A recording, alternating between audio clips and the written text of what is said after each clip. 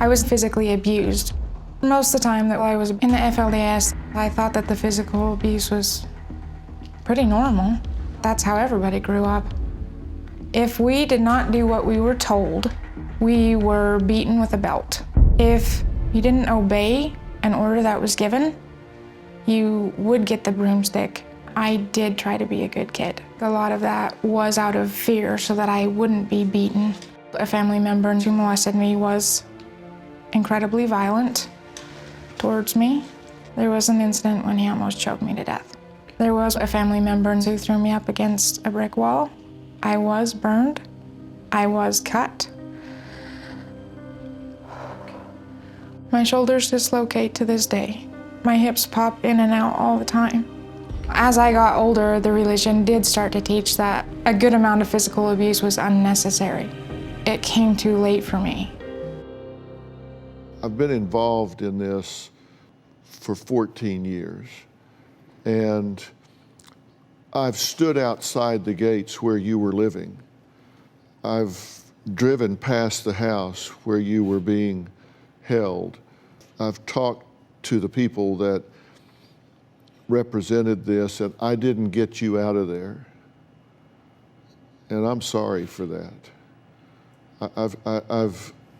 I feel like I failed you. I feel like we didn't do the things we needed to do to get you out of there. I mean, in 2003, I was in that community. I was raising hell in that community. I was putting it on television. We were calling the FBI. We were calling the police.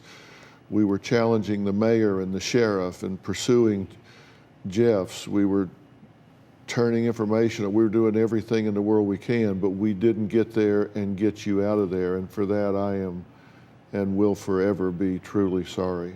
And I am so glad that you survived and are out of there now. And you should be really proud of the courage that you've shown, and just proud of the fact that you can say, by God, I'm still here. I'm still here and I survived. And yeah. I hope you give yourself credit for that. Because you're functioning, you've gotten your GED, right? I've gotten my GED. I'm also a licensed massage therapist, a cosmetologist, and a master esthetician. Right. And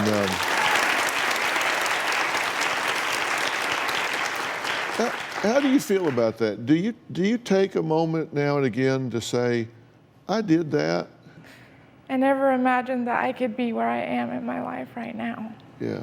And it's a blessing. You went through certain things, and there are boys that were in this world, and they were treated very differently than the girls, right? Right.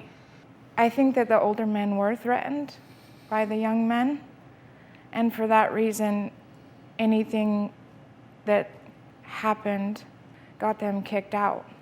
I've talked to so many of these young men. They've been referred to as the lost boys, because there are times when they were seen as competition for the young girls. They would sometimes just be cast out, just be literally, with the clothes on their back, be driven 100 miles out in the middle of nowhere and just dumped. I mean, it's just a bizarre reality that this is happening in America.